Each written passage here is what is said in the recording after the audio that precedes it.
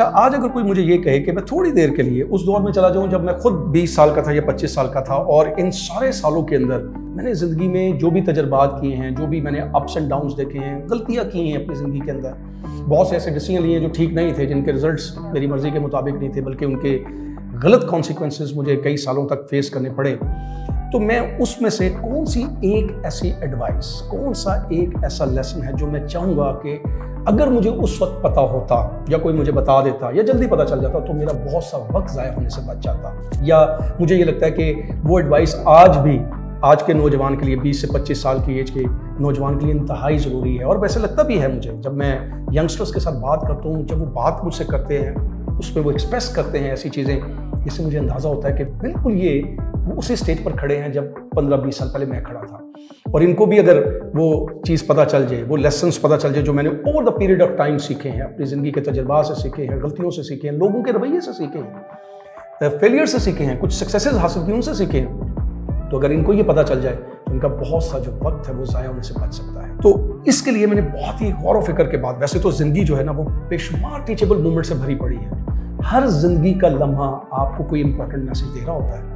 हर ज़िंदगी का लम्हा बहुत सारे ऐसे इंसिडेंट्स लेके आता है जिसमें ऐसे लेसन्स छुपे हैं जिनको अगर आप समझ जाएं तो आपकी ज़िंदगी का बहुत सा वक्त बच सकता है, आपकी ज़िंदगी की पूरी ट्रैजेक्टरी चेंज हो जाती है। लेकिन या तो वो हम लेसन्स इग्नोर करते हैं, क्योंकि 20 से 25 साल की एज के अंदर इंसान अमूमन चीज़ों को इग्नोर करता है। वो सामने पड़ी चीज़ को देख नहीं सकता, सुनी सुनाई चीज़ को वो इग्नोर कर रहा होता है, क्योंकि वो अपने पूरी तरीके से होश को इस्तेमाल नहीं कर रहा होता। तो मैंने 10 ऐसे लेसन सेलेक्ट किए हैं जो मुझे लगता ये है कि वाकई बहुत इंपॉर्टेंट है, वो हर नौजवान को पता होने चाहिए, क्योंकि ये वो लेसन्स हैं जो इनफैक्ट आपको आपकी वैल्यू का एहसास दिलाते हैं। Because when I see the people I find कि उनको खुद के बारे में नहीं पता, उनको वाकई अपनी इंपॉर्टेंस क्या है उनको नहीं पता। दे से कि दे नो एवरीथिंग, उनको कहते तो हैं कि उनको अपनी इंपॉर्टेंस का पता है, लेकिन इनफैक्ट उनको नहीं पता। ये वो लेसन्स है जो आपके साथ जुड़े लोगों को आपकी वैल्यू का एहसास दिलाएंगे।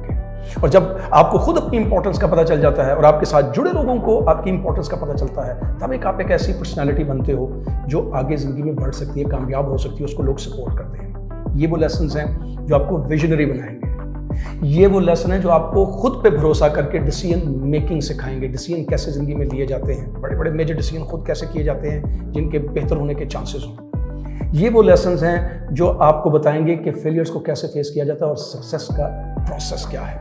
और फिर मैं करूंगा ये कि हर लेसन के साथ कम से कम 1 या 2 ऐसी टेक्निक्स बताऊं कि इन लेसन्स को अप्लाई करना आसान हो जाए, क्योंकि जब तक ये लेसन्स अपनी ज़िंदगी में अप्लाई नहीं करेंगे तो फिर आप वहीं खड़े रहेंगे और इन लेसन के सीखने का कोई फ़ायदा नहीं। और इसके लिए जो मैं सबसे पहला, before I start my first lesson, जो मैं एक एडवाइस करूंगा वो ये होगी कि इन तमाम लेसन्स को प्लीज़ अपने सामने लिख कर लगा लो और रोज़ आते जाते उठते बैठते इनको देखा करो। बिकॉज ये क्यों ज़रूरी है इसका पता आपको अब जब मैं लेसन नंबर 1 स्टार्ट करूंगा उसमें पता चलेगा।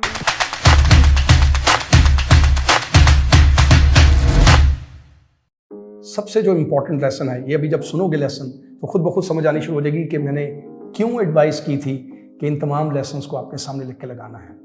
देखो, ये जो हम इंसानों की ज़िंदगी है ना, इसको जो चीज़ ड्राइव करती है ना, वो एक ऐसा ड्राइवर है जो यहाँ पर बैठा हुआ है। ये वो ड्राइवर है जो हमारे हर ख्याल का जिम्मेदार है, हमारे हर इमोशन का जिम्मेदार है, हमारे हर डिसीजन का जिम्मेदार है। हम जो भी ज़िंदगी में एक्शंस लेते हैं वो इस ड्राइवर की वजह से लेते हैं, और अगर ये ड्राइवर सही है तो हम सही एक्शन लेंगे, सही सोचेंगे, सही हम डिसीजन लेंगे। और अगर ये ड्राइवर गलत बैठ जाए, जो कि अक्सर लोगों के केस में बैठ जाता है, ये वो ड्राइवर है जो फिर हमारे दिमाग में ऐसे ख्यालात पैदा करता है जिन ख्यालात के पीछे हम चल पड़ते हैं। ये वो ड्राइवर है फिर ऐसे नेगेटिव इमोशंस हमारे अंदर पैदा करता है कि हम उन इमोशंस को फॉलो करना शुरू कर देते हैं। जानते हो इस ड्राइवर का नाम क्या है? ये ड्राइवर है वो बिलीव्स जो आप over the period of time अपने अंदर पैदा कर लेते हैं, अपने बारे में, लोगों के बारे में, हालात के बारे में, किस्मत के बारे में, दुनिया के बारे में, खुदा के बारे में, मुख्तलिफ चीज़ों के बारे में आप ये बिलीव्स पैदा कर लेते हैं। बिलीफ उस चीज़ को कहते हैं कि जिस चीज़ को भी आपने सुना, पढ़ा, देखा, एक्सपीरियंस किया और उसको शिद्दत से सच मानकर अपने ज़हन में बिठा लिया। और एक दफ़ा जिस चीज़ को भी आपने सच मानकर ज़हन में बिठा लिया, भले वो सच हो या ना हो, अगर वो आपके ज़हन में बैठ गई तो वो है बिलीफ। और फिर वो बिलीफ आपके जो भी दिमाग में ख्यालात पैदा होंगे उसका रिस्पॉन्सिबल होगा। उन ख्यालात की वजह से फिर जो आपके अंदर इमोशंस पैदा होंगे उनका रिस्पॉन्सिबल होगा। और अगर आपके सारे बिलीफ्स नेगेटिव बने हैं या वो बिलीफ जिनको मैं कहता हूँ लिमिटिंग बिलीफ्स बने हैं, तो आपकी ज़िंदगी जो है वो कभी भी आगे नहीं बढ़ पाएगी। और अगर आपके बिलीफ्स वो हैं जो आपको एम्पावर करते हैं, इंकरेज करते हैं, हौसला देते हैं, कॉन्फिडेंस देते हैं, चीज़ों को करना सिखाते हैं, लोगों से जुड़ना सिखाते हैं, इंटरेक्ट करना सिखाते हैं, अपॉर्चुनिटीज़ देखना सिखाते हैं, दुनिया के अंदर ब्लेसिंग देखना सिखाते हैं, तो आप ज़िंदगी में आगे बढ़ते जाएंगे। बहुत से लोग अपने लिमिटिंग बिलीफ्स बना लेते हैं, क्योंकि जिस माहौल में हम पैदा होते हैं, जिस कल्चर में पैदा होते हैं, जिन टीचर्स के साथ इंटरेक्ट करते हैं, जिन दोस्तों में उठते बैठते हैं, उनके साथ ज़िंदगी गुजार के, उनकी बातें सुन के, उनके साथ एक्सपीरियंसेस करके हम जिन चीज़ों को दिमाग में बैठा के एज ए ट्रुथ, सच मानना शुरू कर देते हैं, वो फिर हमारी माइंड को कंट्रोल करते हैं, हमारी ज़िंदगी में आने वाले ख्यालात, हमारी ज़िंदगी के एक्शंस को और हमारी ज़िंदगी के डिसीजन को कंट्रोल करते हैं। उस ड्राइवर को चेंज करना ज़रूरी है और बिल्कुल वो मुमकिन है। ज़िंदगी में जब लोगों को समझ आना शुरू होती है तो अपने बिलीफ्स को वो चेंज करते हैं, और जैसे ही बिलीफ चेंज होते हैं, माइंडसेट चेंज होता है, ज़िंदगी बदलना शुरू हो जाती है। यंग एज के अंदर 20 और 25 एज जो है, ये वो एज है जिसमें एक्चुअली आपने खुद को डिस्कवर करना होता है। लेकिन इंसान खुद को डिस्कवर करने के बजाय दुनिया को डिस्कवर करने निकल पड़ता है। खुद को चेंज करना होता है, खुद को बदलना होता है, लेकिन इंसान पूरी दुनिया को बदलना शुरू कर देता है, और बहुत सालों के बाद उसे रियलाइज होता है कि उसने खुद को तो जाना ही नहीं है, उसने खुद को बदलना था, वो तो दुनिया को बदलने लग पड़ा और अपना पूरा वक्त ज़ाया कर दिया। और उसकी वजह ये होती है कि उसके बिलीफ ऐसे बन जाते हैं। इसलिए जो पहला लेसन है वो ये है कि आपको सबसे पहले अपने बिलीफ्स के ऊपर काम करना होगा। अब बिलीफ जो है उसके लिए मैं स्ट्रेटेजी बताता हूँ कि कैसे पता चलेगा कि आपके जो बिलीफ हैं दिमाग के अंदर, वो एम्पावरिंग बिलीव हैं, जो आपको एक्सपैंड करते हैं, जो आपको कॉन्फिडेंस देते हैं, जो आपको ज़िंदगी में अपॉर्चुनिटीज़ देखना दिखाते हैं, या वो बिलीव्स हैं जो आपको लोगों से डिस्कनेक्ट करते हैं, आपका कॉन्फिडेंस कर लेते हैं, जो आपके अंदर अपने बारे में सेल्फ डाउट पैदा करते हैं, जो आपको हर वक्त डरा के रखते हैं। तो बड़ा आसान सा तरीका है। देखो, लेट्स सपोज कि आपको ज़िंदगी में डेफिनेटली हर इंसान को किसी न किसी की मदद की ज़रूरत पड़ जाती है, और बेशुमार किस्म की मदद की हमें ज़रूरत होती है। बट लेट्स सपोज कि आपको किसी की मदद की ज़रूरत है, और फाइनेंशियल मदद की ज़रूरत है, और आपके सामने एक ऐसा शख्स है जिसके बारे में आपको लगता है, आपको पता है कि वो ऐसा शख्स है जो किसी की भी मदद कर सकता है, वो मदद करेगा, और आप उससे मदद लेने का इरादा करते हो। लेकिन ऑल ऑफ सडन आपके ज़हन में ख्याल आता है कि ये शख्स मेरी मदद क्यों करेगा।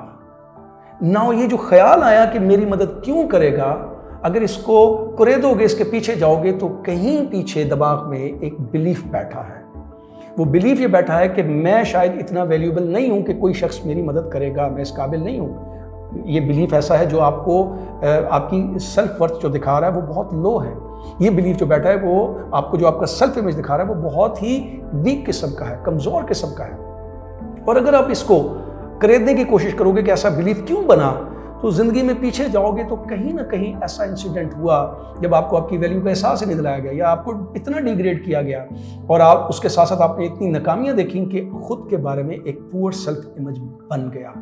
और जब वो पुअर सेल्फ इमेज आपके दिमाग में एक ऐसे बैठ गया कि जैसे सच्चाई है वो, और उसको आपने हकीकत मान लिया, तो फिर वो बिलीफ जो है वो इस तरह के ख्यालात आपके अंदर पैदा करता है। सबसे आसान तरीका ये है कि जब भी कोई कदम उठाने लगो, जब भी कोई डिसीजन लेने लगो, जब भी लोगों के साथ इंटरेक्ट करने लगो, जब भी आपकी ज़िंदगी में कोई अपॉर्चुनिटी आने लगे और आपके दिमाग के अंदर इस तरह के कुछ नेगेटिव ख्यालात आए कि आपकी शख्स को कोई मदद कैसे करेगा, ये अपॉर्चुनिटी आपके लिए नहीं है, आप इस अपॉर्चुनिटी को अवेल नहीं कर सकते, तो थोड़ी देर के लिए रुको और चेक करने की कोशिश करो कि ये बिलीफ क्यों बना था मेरे दिमाग में, किस इंसिडेंट की वजह से बना था। और फिर वहाँ पर जाकर अपने आप को ये कन्विंस करना है कि वो तो एक लम्हा था, वो मुकम्मल सच्चाई तो नहीं थी। मेरी ज़िंदगी में ऐसे बहुत से लम्हे आए हैं जब मुझे कामयाबियाँ मिली हैं। मेरी ज़िंदगी में ऐसी बहुत सी अपॉर्चुनिटीज़ आई हैं, क्योंकि आई होंगी ऐसी अपॉर्चुनिटीज़ जिनको आपने देखा और आपने पहचान लिया और उनसे आपने फ़ायदा उठाया। तो इसका मतलब है कि वो एक गलत बिलीफ है जो मैंने अपने दिमाग में बिठा लिया है, और फिर उसके रिप्लेस करके आपने अपने अंदर दोबारा से एक नया बिलीफ सामने लिख के रखना है, उसको बार बार रिपीट करना है। क्योंकि जब आप चीज़ बार बार रिपीट करते हैं तो वो आपके जहन में, या आपका जो जहन है उसको सच्चाई के तौर पर एक्सेप्ट कर लेता है, और जब वो सच्चाई के तौर पर एक्सेप्ट कर लेता है तो वो बिलीफ बन जाता है। That is why I said कि ये लेसन्स लिख के लगा लो, ताकि जब इन लेसन्स को बार बार देखते जाओगे, बार बार पढ़ते जाओगे, तो ये आपके दिमाग में बैठ जाएंगे, और जब ये बैठ जाएंगे तो आपकी ज़िंदगी चेंज होना शुरू हो जाएगी। सो एक तो मैं डिस्क्रिप्शन के अंदर एक लिस्ट दे रहा हूँ उन तमाम लिमिटिंग बिलीव्स की। आपने उस डिस्क्रिप्शन में जाना है और देखने की कोशिश करनी है कि उनमें से कौन सा बिलीफ आपके अंदर मौजूद है, समझने की कोशिश करनी है। और कैसे पता चलेगा? वो जो ख्यालात आपके दिमाग में आते हैं, उन ख्यालात से पता चलेगा कि ज़रूर पीछे कोई ना कोई लिमिटिंग बिलीफ है। और पैरेलल उसके एम्पावरिंग बिलीफ्स हैं। आपने उन एम्पावरिंग बिलीफ्स को देखना है और उनको उसके साथ रिप्लेस करने की कोशिश करनी है। और उसके साथ साथ और भी जब ज़िंदगी में बहुत से इंसिडेंट्स होते हैं, तो जब वो ज़िंदगी में एक इंसिडेंट आपको एक्सपैंड ना करवाएं, आपको हौसला ना दें, अपने बारे में सेल्फ डाउट ज़्यादा पैदा करें, तो आपने रुक के समझने की कोशिश करनी है कि उसके पीछे बिलीफ कौन सा है, और उस बिलीफ को पेपर पे लिखना है और उसके पैरेलल वो बिलीफ अपने अंदर पैदा करने की कोशिश करनी है, लिख के, जो आपको लगता है कि वो आपको एक्सपैंड करेगा। So this is the most important lesson, क्योंकि अगर ये ड्राइवर चेंज ना हुआ तो ये ड्राइवर ही आपके ख्यालात का, आपके एक्शंस का, आपके डिसीजन का रिस्पॉन्सिबल है, जो आपसे अगर गलत डिसीजन करवाएगा, गलत एक्शन करवाएगा, तो बहुत सालों बाद जाकर समझ आएगी कि मेरे तो बिलीफ ही ठीक नहीं थे, मेरी सोच ही ठीक नहीं थी। ये जो दूसरा लेसन है ना, ये भी कनेक्टेड है पहले लेसन के साथ। और जैसे मैंने कहा था कि जब आप बिलीफ्स बना लेते हो ना, तो ये बिलीफ्स आपके दिमाग में ख्यालात पैदा करते हैं, फिर हम उन ख्यालात को फॉलो करना शुरू कर देते हैं, और यही बिलीफ्स फिर हमारे अंदर वो इमोशंस पैदा करते हैं, या उन ख्यालात की वजह से फिर वो इमोशंस पैदा होते हैं, जिन इमोशंस को हम फॉलो करना शुरू कर देते हैं। और ये जो 20 से 25 साल की एज है ना, ये अक्सर कहा जाता है कि ये लोग इसमें होश से नहीं, जोश से काम लेते हैं, यानी इमोशनल ज़्यादा होते हैं, क्योंकि हम इमोशन से सोचते हैं, हम इंटेलेक्ट से सोचते नहीं हैं, हम इमोशनली इंटेलिजेंट नहीं होते। यूनिवर्सिटीज़ में भी हमें यह सिखाया जाता है कि IQ ज़्यादा होना चाहिए, लेकिन the moment you enter the practical life, आपको एहसास होता है कि आप IQ की वजह से कामयाब नहीं होते। आपकी कामयाबी, जो कि पर्सनल लेवल पे, सोशल लेवल पे, प्रोफेशनल लेवल पे जो भी कामयाबी है, उसके पीछे सबसे ज़्यादा हाथ जो है वो आपकी इमोशनल इंटेलिजेंस का है। EQ क्या है? 80% है, और IQ का रोल जो है वो 20% है। तो उस एज में चूंकि हम इमोशनल होते हैं, सामने पड़ी चीज़ भी हमें नज़र नहीं आ रही होती, जो कोई एडवाइस कर रहा होता है उस एडवाइस को इतना सही ले नहीं रहे होते। जो हम किताबों में पढ़ते हैं, यंग एक नौजवान को ये एहसास होने लग पड़ता है कि शायद मुझे ज़्यादा बेहतर पता है, मैं ज़्यादा बेहतर जानता हूँ। तो जो लेसन है वो ये है कि ज़िंदगी में कभी भी इमोशंस को ओवरवेलम नहीं करने देना, यानी अपने इमोशंस को अपने इंटेलेक्ट पे हावी नहीं होने देना। दिस इज़ वेरी इंपॉर्टेंट, क्योंकि जो भी डिसीजन आप इमोशंस में लोगे, जो कि अक्सर 20 से लेकर 30-35 साल की तक लोग लेते रहते हैं, कुछ लोग तो सारी ज़िंदगी इमोशनल डिसीजन लेते रहते हैं, जो भी इमोशनल डिसीजन लोगे वो कभी भी ज़िंदगी में आपको कामयाब नहीं होने देगा। सो इसके लिए बड़ी आसान सी टेक्निक है। गो के मैं इसके ऊपर, इमोशनल इंटेलिजेंस के ऊपर बड़ी जल्दी एक वीडियो लेके आऊँगा, आपको बताऊँगा कि अपने इमोशंस को समझा कैसे जाता है, इमोशंस को कंट्रोल कैसे किया जाता है, इमोशंस से फ़ायदा कैसे उठाया जाता है। लेकिन इस वक्त एक बड़ी शॉर्ट सी स्ट्रेटजी, और वो स्ट्रेटजी ये है कि देखो, जब भी लोगों के साथ बात करने लगो, कोई फैसला करने लगो, कोई एक्ट करने लगो, तो थोड़ी सेकंड्स के लिए रुक के ज़रा देखो कि बॉडी में कौन सी फीलिंग्स चल रही हैं, सेंसेशंस कैसी हैं, आंखें कैसी हैं आपकी, पलकें कैसे झपक रही हैं, टेम्परेचर कैसा है, हार्ट बीट कैसी है, आवाज़, अगर किसी से बात करो तो आवाज़ कैसी है, बैठे हो तो कैसे बैठे हो, उसका पोस्चर कैसा है, उसको ज़रा समझने की कोशिश करनी है।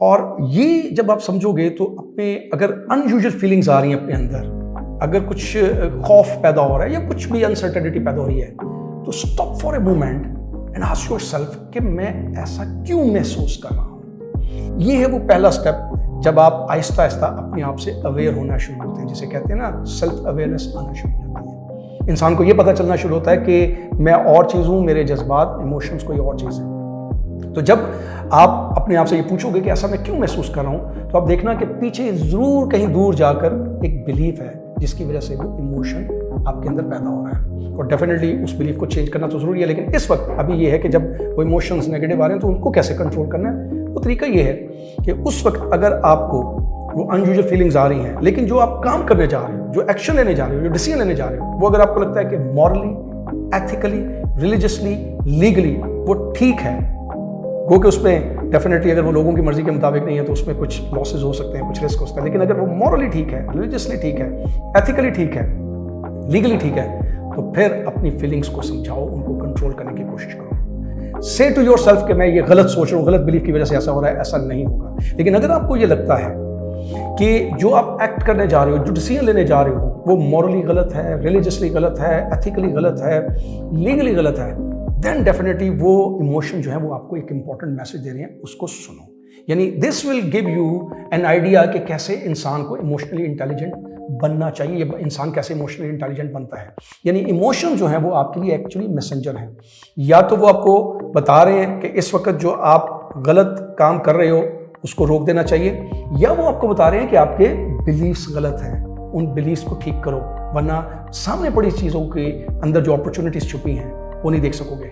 सामने ब्लेसिंग्स पड़ी होंगी, वो ब्लेसिंग नजर नहीं आएंगी। So this is the important lesson कि इस एज में अपने अंदर इमोशनल इंटेलिजेंस, इमोशनल अवेयरनेस पैदा करो, क्योंकि प्रैक्टिकल लाइफ में भी जब आप जाओगे तो आप देखोगे कि सिर्फ और सिर्फ वो जो लोग अपने इमोशंस को कंट्रोल रखना जानते हैं, इमोशंस को सही तरीके से इस्तेमाल करना जानते हैं, वो ज़िंदगी में आगे बढ़ जाते हैं। अच्छा, ये जो तीसरा लेसन है ना, इससे पहले मैं एक आपको बड़ी इंपॉर्टेंट बात बता दूँ, वो ये है कि ये जो मैं 3 लेसन पहले बता रहा हूँ ना, इनको ज़िंदगी में कभी नहीं भूलना आपने। आई एम नॉट सेइंग कि जो दूसरे लेसन है वो भूल जाना बेहतर होगा, but what I mean to say is कि अगर वो भूल भी जाएं, वो शायद आपको वक्त सिखा देगा, लेकिन ये 3 लेसन आपने कभी नहीं भूले, क्योंकि ये वो 3 लेसन्स हैं जो बेसिकली आपको आपकी वैल्यू का और आपके साथ जुड़े लोगों के सामने आपकी अपनी वैल्यू कैसे बनानी है उसके बारे में बता रहे हैं। ये कैसे आपको विजनरी बनना है ये वो बता रहे हैं। ये ज़िंदगी को कैसे ड्राइव किया जाता है, किस तरह के डिसीजन लिए जाते हैं, कैसे एक्शन लिए जाते हैं, उसके बारे में बता रहे हैं। सो इन लेसन्स को नहीं भूलना। सो लेसन नंबर 3 ये है कि for God sake independent thinking पैदा करने की कोशिश करो। Think for your self. I mean आपको लगता ये होगा कि मैं तो सही सोचता हूँ, अपने बारे में खुद सोचता हूँ, बट ऐसा नहीं होता। I remember my young age, my 20 and 25 years of age, and I also see many youngsters today, जब वो बात करते हैं, जब वो अपना ओपिनियन देते हैं ना, तो साफ नज़र आ रहा होता है कि ये उनकी अपनी इंडिपेंडेंट थिंकिंग नहीं है। इसके पीछे बेशुमार किस्म के नेगेटिव बिलीफ्स हैं, बेशुमार किस्म के खदशात हैं, सेल्फ डाउट्स हैं, बेशुमार चीज़ें हैं जो उन्होंने अपने जहन में इसलिए बिठा ली हैं कि उनके बड़ों ने उनको कहा है। वो बहुत हद तक अपने आप को कन्फाइन करके सोच रहे हैं, अपने विजन को ब्रॉड नहीं कर रहे। सो develop the habit of thinking for your self, क्योंकि अगर ये नहीं करोगे तो खुद को कभी प्रायोरिटाइज नहीं कर पाओगे। हमेशा लोगों के ओपिनियन की जो है या लोगों के अप्रूवल की आदत पड़ी रहेगी, उन्हीं से लोगे ओपिनियन, उन्हीं से लोगे अप्रूवल, और जब तक उनका ओपिनियन नहीं मिलेगा, जब तक उनका अप्रूवल नहीं मिलेगा, ज़िंदगी में कभी कोई एक्ट करना भी चाहो जो सही हो, ज़िंदगी में कोई डिसीजन जबकि सही हो लेना भी चाहो तो नहीं ले पाओगे। This is very important. ये होता है अक्सर, क्योंकि the moment we are little aware और स्कूल जाना शुरू करते हैं, घर के माहौल से हमारी जो बड़े हैं वो हमें समझाते हैं, बताते हैं चीज़ें, स्कूल में टीचर्स बताते हैं और बड़े जो लोग हैं वो हमें बताते हैं, इट्स वेरी गुड। लेकिन जब आप अपने ओपिनियन का इजहार करने लग पड़ते हो तो बचपन में ही स्नब कर दिया जाता है, ज़्यादा इंकरेज नहीं किया जाता। ये कहा जाता है कि आप ठीक नहीं सोच रहे, आपको सोचना भी नहीं आता, अभी ऐसा मत सोचो, इस किस्म की बातें, और फिर वो बिलीफ्स बन जाते हैं। और फिर एक वक्त आता है कि हर काम करने से पहले, हर एक्शन लेने से पहले, हर डिसीजन लेने से पहले आप डरना शुरू हो जाते हो। You always seek the approvals of others, अपने बड़ों का, अपने इर्द गिर्द के लोगों का अप्रूवल लेना शुरू कर देते हो। फिर ये दायरा इतना एक्सपैंड कर जाता है कि आज देखो कि इंटरनेट के दौर में अब आप सोशल मीडिया पे भी लोगों का अप्रूवल देखना चाहते हो, लोगों का ओपिनियन देखना चाहते हो। And if somebody gives you a bad opinion about you, you get frustrated, you get dejected, और खुद के बारे में सेल्फ डाउट का शिकार हो जाते हो। सो फॉर गॉड से खुद के बारे में सोचने की, think for yourself, independent thinking पैदा करने की, इंडिपेंडेंट ओपिनियन पैदा करने की आदत डालो। इससे आपको खुद को प्रायोरिटाइज कैसे करना है वो पता चलेगा। Now let me tell you the very simple strategy कि कैसे आदत डेवलप होगी। सिंपल सी बात है, जब भी कोई चीज़ कोई आपको कहे भी, किसी का ओपिनियन भी अगर आपको सुनना पड़े, तो लॉजिकली सोचो, देखो कि वो लॉजिकली ठीक है, वो आपकी वैल्यूज से मैच कर रहा है। कभी भी अजम्पशंस की बेस पे मत सोचो, और अपनी वैल्यूज़ को हमेशा सामने रखो। वैल्यूज़ वो होती हैं, जैसे कि मिसाल के तौर पर कुछ लोगों के लिए ऑनेस्टी बहुत इंपॉर्टेंट होती है, कुछ लोगों के लिए अपनी ज़िंदगी के जो गोल्स हैं, ऑब्जेक्टिव्स हैं, वो बड़े इंपॉर्टेंट होते हैं। किसी के लिए एक टाइम बड़ा इंपॉर्टेंट होता है, किसी के लिए हेल्थ बड़ी इंपॉर्टेंट होती है, किसी के लिए फैमिली बड़ी इंपॉर्टेंट होती है। सो इस तरह की बेशुमार वैल्यूज़ होती हैं। समझदार जो लोग हैं, जो कामयाब लोग हैं, वो कॉन्शियसली अपनी वैल्यूज़ बनाते हैं, उनको अपनी वैल्यूज़ का पता होता है, और वो वक्तन फ़वक्तन जहाँ ज़रूरत हो तजर्बात की बेस के ऊपर अपनी वैल्यूज़ को चेंज करते रहते हैं। लेकिन जो नाकाम लोग होते हैं, जो कॉन्शियसली ज़िंदा नहीं रह रहे होते, उनको पता ही नहीं होता कि उनकी वैल्यूज़ क्या हैं। वैल्यूज़ उनकी होती हैं, लाशौरी तौर पर वो बना चुके होते हैं, क्योंकि वैल्यूज़ ही आपके बिलीफ्स बनाती हैं। वैल्यूज़ की बेस के ऊपर ही आप डिसीजन लेते हैं, वैल्यूज़ की बेस के ऊपर ही आप एक्शन लेते हैं। और जब आपको अपनी वैल्यूज़ का पता होता है तो आपको पता होगा कि किस डिसीजन के ऊपर खड़ा होना है, डिसीजन कैसे लिए जाते हैं। सो जब भी आपने अपनी थिंकिंग डेवलप करोगे, इंडिपेंडेंट थिंकिंग डेवलप करोगे, इंडिपेंडेंट ओपिनियन फॉर्म करोगे, तो keep these 3 things in mind. Number 1 कि आपने लॉजिकली सोचना है, नंबर 2 एजम्पशंस को अवॉइड करना है, एंड नंबर 3 जो भी आप सोचोगे वो वैल्यू बेस्ड होना चाहिए। लेसन नंबर 4 ये यंगस्टर्स के लिए बहुत ही इंपॉर्टेंट है, चाहे आप पढ़े लिखे हैं, कम पढ़े लिखे हैं, या यूनिवर्सिटी फ्रेश ग्रेजुएट हैं, या किसी जॉब को ज्वाइन कर चुके हैं। This is very important. जो हम में से बहुत से लोग इसको इग्नोर करते हैं, इसके बारे में कोई गाइडेंस ही नहीं है।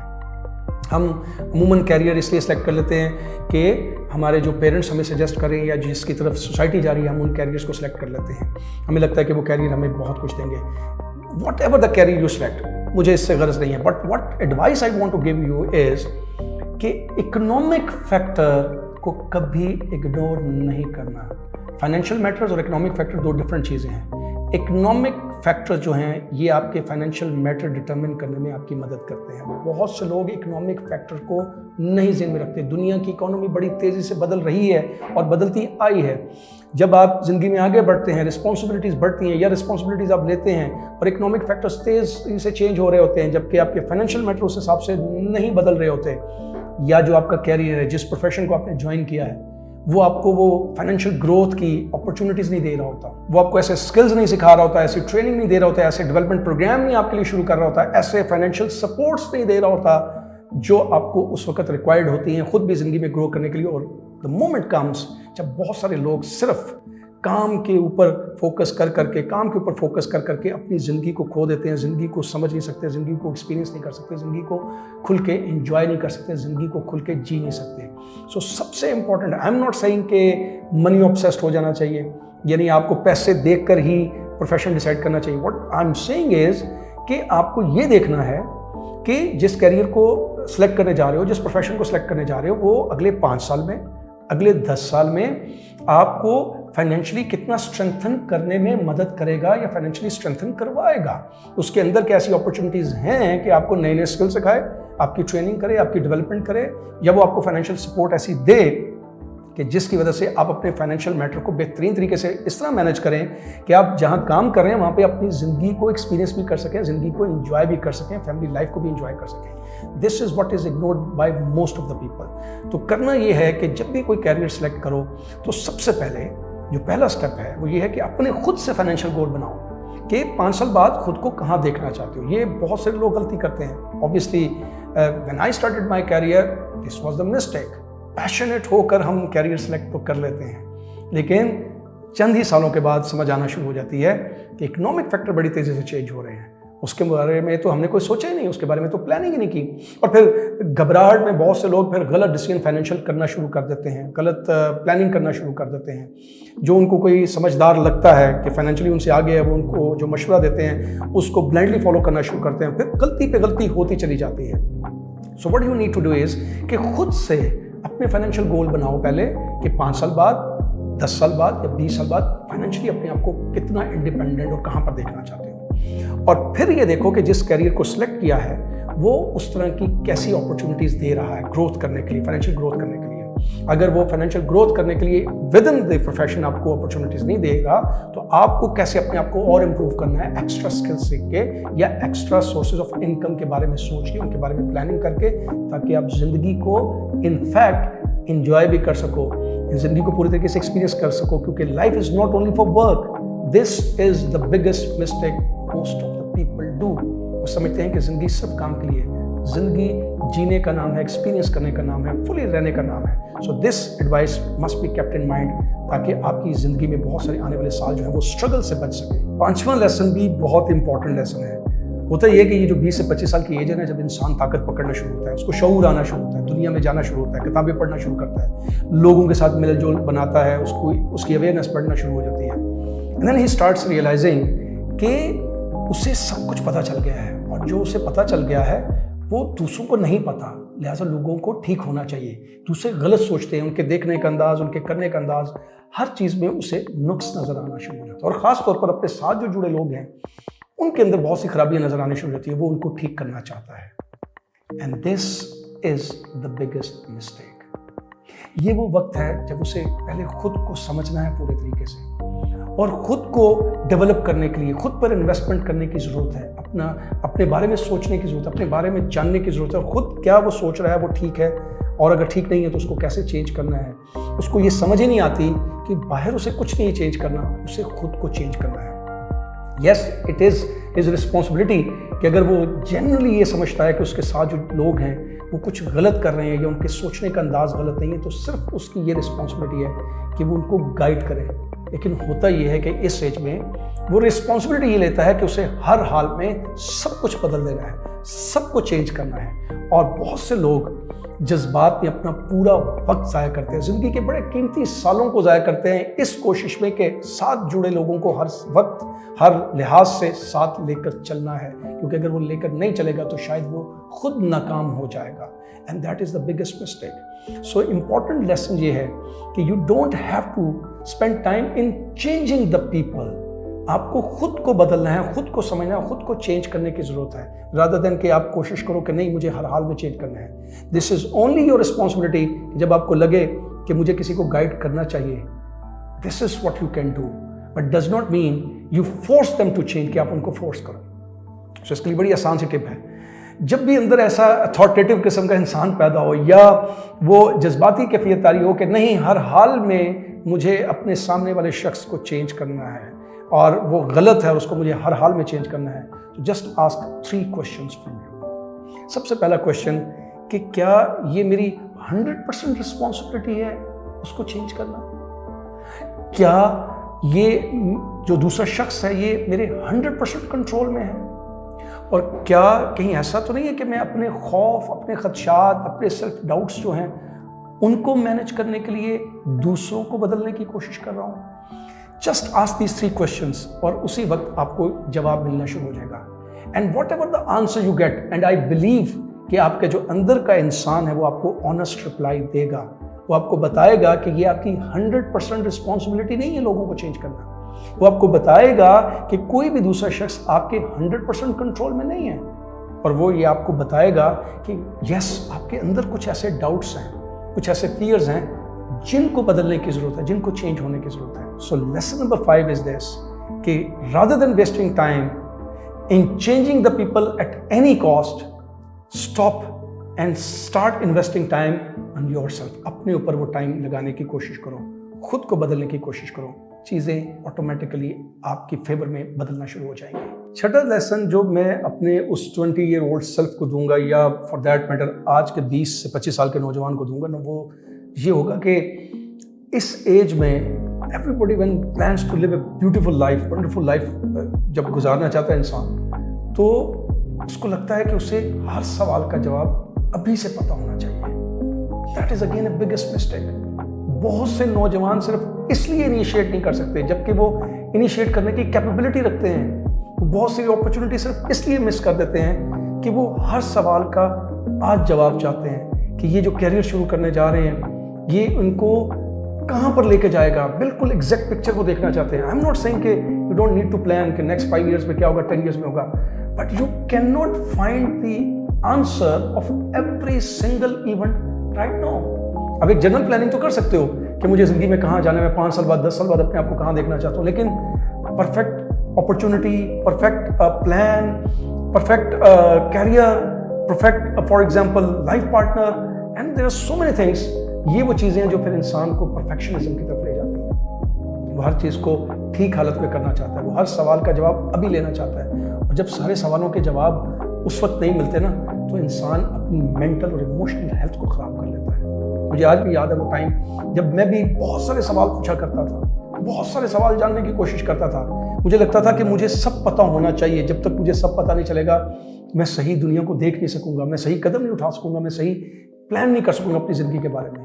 लेकिन वक्त ने बताया कि ऐसा मुमकिन नहीं है, क्योंकि ज़िंदगी की जो खूबसूरती है ना वो क्यूरियोसिटी के अंदर है। मैंने अपनी एक वीडियो में कहा था कि living A life is like walking in A dense fog, यानी ज़िंदगी गुजारना ऐसे ही है जैसे आप गहरी धुंध में चलने जा रहे हो, where you can not see what is few feet ahead, जहाँ पर आप ये नहीं देख सकते कि अगले चंद कदम पर क्या है। But the moment you take first step with faith, the path starts unfolding. लेकिन जैसे ही तुम ईमान के साथ, पूरे यकीन के साथ कदम उठाना शुरू करते हो, तो पूरा रास्ता आहिस्ता आहिस्ता नजर आना शुरू हो जाता है। Yes, life is like this, you do not have every answer now, कि अगर अभी आपको सारे सवालों का जवाब मिल गया तो ज़िंदगी में स्ट्रगल खत्म हो जाएगी, ज़िंदगी में जुस्तजू खत्म हो जाएगी, ज़िंदगी में एडवेंचर खत्म हो जाएगा, ज़िंदगी को एंजॉय करना आप बंद कर दोगे। सो द ओनली सोल्यूशन, जो एक तरीका है अपने आप को इस सिचुएशन से निकालने का, जिससे बहुत से लोगों को निकालना चाहिए। क्योंकि मैं आज भी देखता हूँ बहुत सारे नौजवान वाकई स्टेप नहीं ले सकते, इनिशिएट ही नहीं करना जानते, क्योंकि they want every answer now. और तरीका ये है कि सिर्फ ये सोच लो कि जो कुछ समझ आ गया है उसके मुताबिक आज जो मैं अपना बेस्ट इस मोमेंट में कर सकता हूँ, मैं उसकी पूरी कोशिश करूँ। एंड इसी को कहते हैं कि फेथ, कि आप सिर्फ कोशिश कर सकते हैं, रिजल्ट्स खुदा के हाथ में होंगे। If you develop this habit अभी से, तो बहुत सारा वक्त बच जाएगा। और जो हम कहते हैं ना कि राइट अपॉर्चुनिटी को लेना, राइट टाइम पर लेना, वो खुद ब खुद होना शुरू हो जाएगा। Lesson number 7, that is I think ऐसा लेसन है जो बहुत सारे लोगों को बहुत सालों के बाद जाकर पता चलता है, उस वक्त तक बहुत देर हो चुकी होती है। और वो लेसन ये है कि जब आप खुद को प्रायोरिटाइज नहीं करते हो ना, तो फिर आप हर इंसान को इतना प्रायोरिटाइज करना शुरू कर देते हो कि वो जो आपको बाउंड्रीज बना लेनी चाहिए, जो आपकी नेचुरल बाउंड्रीज होनी चाहिए, वो भी नहीं बना पाते। और फिर आहिस्ता आहिस्ता आपकी ज़िंदगी में वो लोग आना शुरू हो जाते हैं जो इनफैक्ट आपके स्ट्रेस का सबब बनते हैं, जो आपकी पेन का सबब बनते हैं, जो आपकी डिसरिस्पेक्ट का सबब बनते हैं। और आप उनको नो नहीं कह सकते, आप खुद को उनसे डिस्टेंस नहीं कर सकते, क्योंकि आपको इतनी आदत हो जाती है दूसरों को प्रायोरिटाइज करने की, दूसरों के अप्रूवल, दूसरों की अप्रिसिएशन लेने की, कि आप उनको नाराज़ नहीं करना चाहते हैं। उनके साथ ऐसा इमोशनल लिंक क्रिएट कर लेते हो, या ऐसा एहतराम का लिंक क्रिएट कर लेते हो कि आपको पता होते हुए भी कि आप कहाँ सही हो, और मॉरली सही हो, एथिकली सही हो, रिलीजियसली सही हो, लॉजिकली सही हो, you can not develop the habit कि उनको आप नो कह सको। आज भी आप देखो कि बहुत सी चीज़ें ऐसी होंगी जिनमें आप अपने आप को ठीक समझते होंगे, खुद के बारे में सही फैसला करते होंगे, कोई ऐसी एक्टिविटी करना चाहते होंगे जो आपको ज़रूर उस वक्त करनी चाहिए, लेकिन आप बहुत सारे लोग आपकी ज़िंदगी में ऐसे एंटर होते होंगे जिनको आप नो नहीं कह सकते। आई बिलीव कि मैं शायद द लकीस्ट वन था कि जिसको बहुत जल्दी एज में ये समझ आ गई थी कि मुझे अपनी बाउंड्रीज रखनी है, मेरे लिए मेरा ऑब्जेक्टिव इंपॉर्टेंट है, और मुझे पता होना चाहिए कि मुझे कब किसको नो कहना है। आई नो कि दिस इज़ डिफिकल्ट, जब आपकी खासतौर पर, जैसे मैंने कहा ना, कि इमोशनल अटैचमेंट ज़्यादा हो जाती है, या एहतराम का रिश्ता डेवलप हो जाता है, या ख़ास तौर पर आपके अंदर एक ऐसा इमेज बन गया हो कि आप समझते हो कि हर एक का अप्रूवल लेना, अप्रिसिएशन लेना, दैट इज़ वेरी इंपॉर्टेंट। ये एक बहुत बड़ा मसला है आज के नौजवानों में कि they want to be liked and appreciated by everyone, and that is why जो उनको लेजिटिमेट किस्म की, जायज़ किस्म की हदें बनानी चाहिए, वो नहीं बना पाते। और उसका अल्टीमेटली नुकसान यही होता है कि लोग आपकी ज़िंदगी में वो दाखिल होते हैं आहिस्ता आहिस्ता जो आपके स्ट्रेस का, आपके डिसरिस्पेक्ट का और आपकी पेन का सबब बनते हैं। सो इट्स वेरी इंपॉर्टेंट कि, क्योंकि अल्टीमेटली एक वक्त आएगा कि आपको ये करना पड़ेगा, और अगर नहीं करोगे तो फिर बहुत सालों के बाद ये ज़रूर पछतावा होगा कि काश मैं ये बाउंड्रीज बना लेता। सो उसका सबसे आसान हल ये है, डिस्पाइट द फैक्ट कि ये मुश्किल है, कि कम से कम अपने आप को उन एक्टिविटीज़ में इंगेज करने की कोशिश करो, चाहे वो हेल्थ की हो, स्पोर्ट्स की हो, एजुकेशन की हो, प्रोफेशन की हो, स्किल डेवलपमेंट की हो, कुछ ना कुछ ऐसा जिसमें आप खुद भी इंप्रूव करते जाओ, बेहतर होते जाओ। और जब आप अपने आप को ज़्यादा इंगेज करोगे तो ऑटोमेटिकली लोगों के लिए टाइम कम बचेगा, वो लोग खुद डिस्टेंस होना शुरू हो जाएंगे। And there is no need to say कि मेरी इंपॉर्टेंस को समझो, बस खुद को किसी काम में ऐसा बिजी कर लो कि लोगों के लिए आपके पास इतना टाइम ना बचे उन लोगों के लिए जिनके बारे में आपको लगता है कि वो आपके डिसरिस्पेक्ट का सबब बनते हैं, जो आपके स्ट्रेस और पेन का सबब बनते हैं। एंड स्लोली एंड ग्रेजुअली उनको भी एहसास होना शुरू हो जाएगा कि you are now giving importance to yourself, कि आप अपने आप को प्रायोरिटी दे रहे हो, और फिर वो अपने आप को डिस्टेंस करना शुरू कर देंगे। और साथ साथ जहां आपको लगे थोड़ी सी हिम्मत पैदा करो, और जहां आपको लगे कि ये चीज़ ठीक नहीं है, नो कहना है, डिस्टेंस करना है, नो कहने की आदत डालो, because this is the practice जो आपको आगे बहुत लेके जाएगी, एक टाइम देगी कि आप खुद को प्रायोरिटाइज करके अपने ऊपर टाइम इन्वेस्ट कर सको। लेसन नंबर जो 8 है, जो मैं अपने आप को डेफिनेटली अगर मुझे मौका मिलेगा अपने 20-year-old सेल्फ को जाकर देने का, तो मैं ज़रूर दूंगा।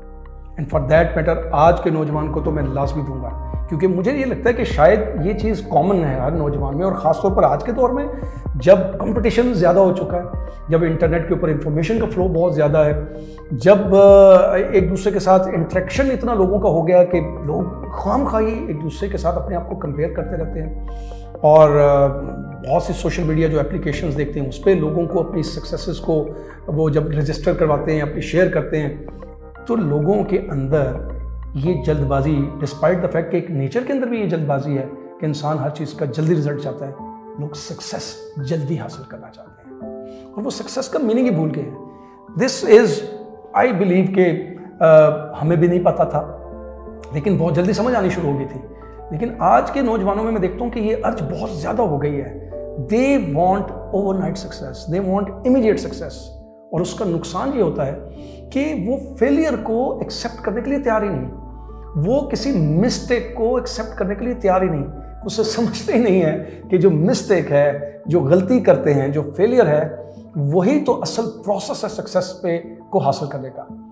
आई रिमेंबर कि जब मुझे भी इसी किस्म की जल्दबाजी थी तो मेरे एक दोस्त थे जो एज में भी मुझसे ज़्यादा आगे थे डेफिनेटली, और विजडम में बहुत ज़्यादा आगे थे। तो जब मैं उनसे अपने अंदर की बेचैनी का इजहार किया करता था, तो मुझे कामयाब होना है और जल्दी से कामयाब होना है, तो मुझे याद है उन्होंने जो एक एडवाइस दी थी, वो सारी ज़िंदगी के लिए एडवाइस मैंने अपने दिमाग में बिठा ली। बड़ी ज़बरदस्त एडवाइस थी, प्रैक्टिकल थी। और फिर कुछ सालों बाद मैंने उस चीज़ के प्रैक्टिकल रिजल्ट्स देखे, प्रैक्टिकल उसका इम्पैक्ट देखा अपनी ज़िंदगी के अंदर। और वो ये था, उन्होंने कहा कि देखो, तुम पर तो मांग रहे हो ऊंची उड़ान उड़ने के लिए, परों में ताकत मांगो कि वो परों में इतनी ताकत हो कि जहाँ जिस उड़ान पर पहुँचो वहाँ पर ठहर भी सको।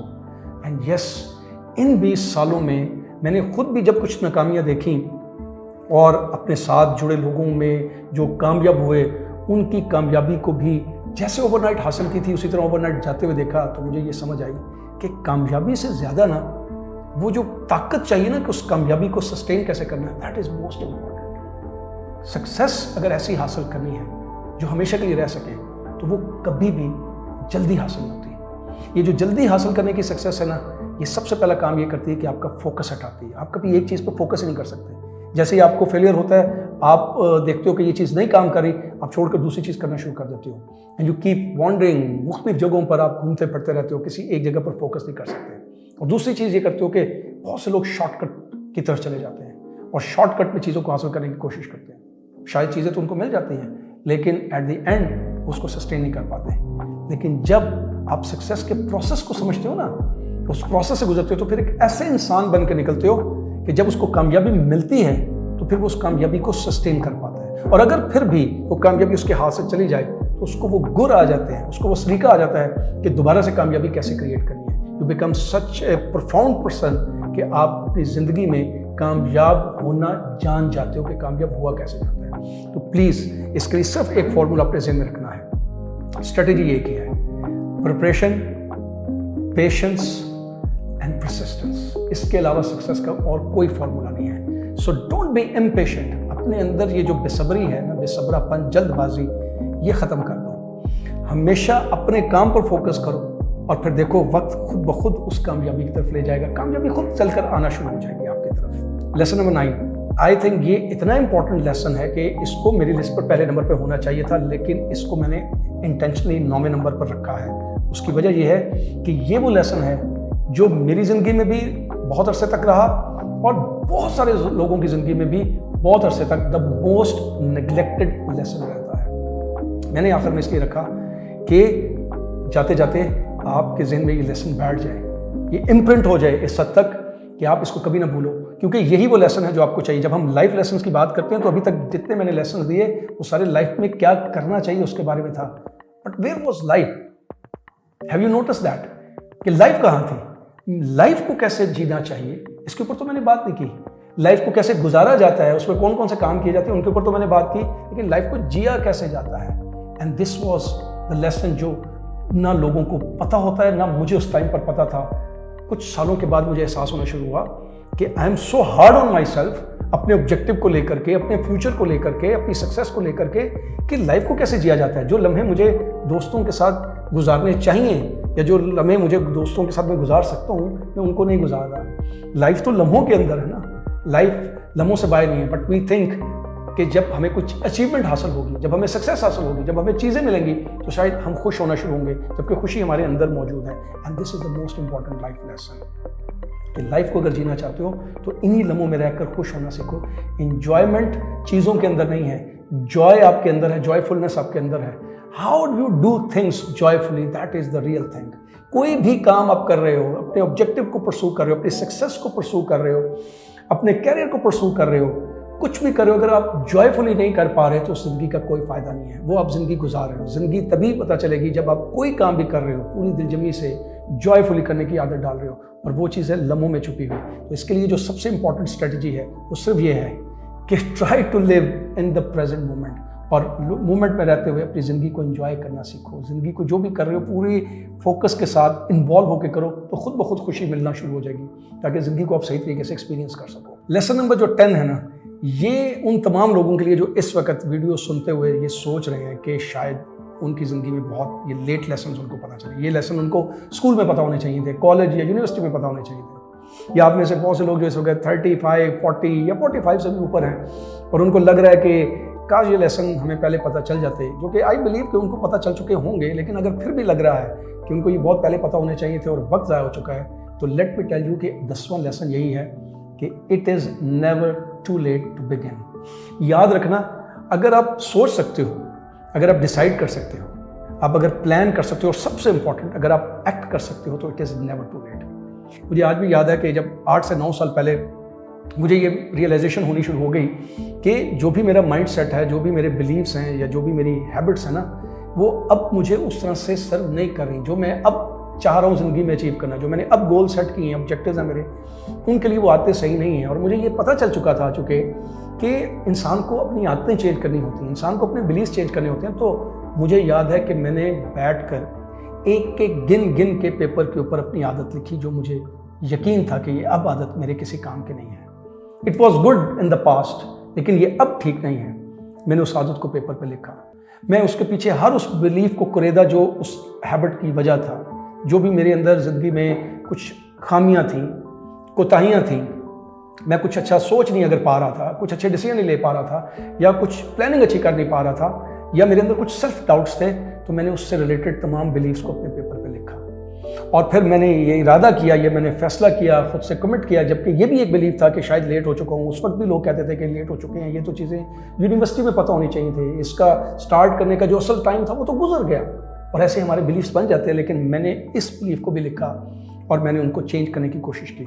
I know that it is very hard, क्योंकि मुझे भी 1 से 2 साल लगे। मुश्किल होता है अपनी आदतों को छोड़ना, मुश्किल होता है अपने बिलीव से निकलना, लेकिन नामुमकिन नहीं है। And I started changing everything, और विद इन अ ईयर और 2 मैंने सब कुछ चेंज किया। मेरे इर्द गिर्द के लोगों ने वो मेरी ट्रांसफॉर्मेशन देखी, मुझे देखा कि जो चीज़ें मैं चाह रहा हूँ वो मैं कैसे अब अचीव कर पा रहा हूँ, और अगर अचीव नहीं कर पा रहा था तो पहले क्यों नहीं कर पा रहा था। They saw every transformation in every thought of mind, in every habit of mind, in every belief of mind, और उससे सब कुछ मेरे इर्द गिर्द बदलना शुरू हो गया। और फिर मुझे और यकीन हो गया कि yes, it is never too late. याद रखना, लेसन की खूबी ये है कि वो आपको कुछ एक्सपीरियंस के बाद होता है। अब अपनी ज़िंदगी में कुछ गलतियां करते हो तभी तो लेसन मिलता है, और असल में वही टाइम लेसन का होता है। वो जो पीछे गलतियां करते हो, जो तजर्बात करते हो, वो खुदा आपको उस प्रोसेस से गुजार रहा होता है, ताकि आपको उस जगह पर ले आए जब आपके सामने वो लेसन आ जाए। जैसे कहते हैं ना कि when you are ready the master appears, तो लेसन का मतलब ही ये है कि जब आप उस प्रोसेस से गुजरने के बाद, तजर्बात करने के बाद तैयार हो जाते हो, तो वो लेसन एज ए मास्टर आपके सामने खड़ा हो जाता है। और फिर उस लेसन को अप्लाई करने की रिस्पॉन्सिबिलिटी जो है वो आप पर होती है, क्योंकि यही वो वक्त होता है। So it's never too late. क्योंकि अगर ज़िंदगी में कोई गलती है ना, तो वो सिर्फ एक ही है, जैसे कि आइंस्टाइन ने कहा था, the only mistake in life is the lessons not learned. यानी ज़िंदगी में कोई भी इंसान अगर कोई संगीन गलती करता है ना, तो सवाई इसके कि उसने अपने जो भी ज़िंदगी में उसने लेसन इकट्ठे किए हैं, उनको ना सीखा, ना उनको अपनी ज़िंदगी में अप्लाई किया। और याद रखना, ज़िंदगी जो पूरी है, मैं पहले ही कह चुका हूँ, ये तो बेशुमार लेसन से भरी पड़ी है। आपकी ज़िंदगी में बहुत से ऐसे इंसिडेंट्स आएंगे जो आपको एक लेसन देंगे, और वही लेसन को सीख कर अप्लाई करने का वक्त होगा। क्योंकि ज़िंदगी जो है ना, मैं अक्सर कहता हूँ, कभी भी परफेक्ट नहीं होती। ये मुसलसल कंस्ट्रक्शन का नाम है, खुद के साथ जिदोजहद करना पड़ती है। तो आज के फ़िलहाल के 10 लेसन लेकर अपनी ज़िंदगी को बदलने की कोशिश करो, और फिर ज़िंदगी में जो भी लम्हे आएँ, इंसिडेंट्स आएँ, जो लेसन आपको दें, उन लेसन्स को सीख कर अपनी ज़िंदगी में अप्लाई करना शुरू कर।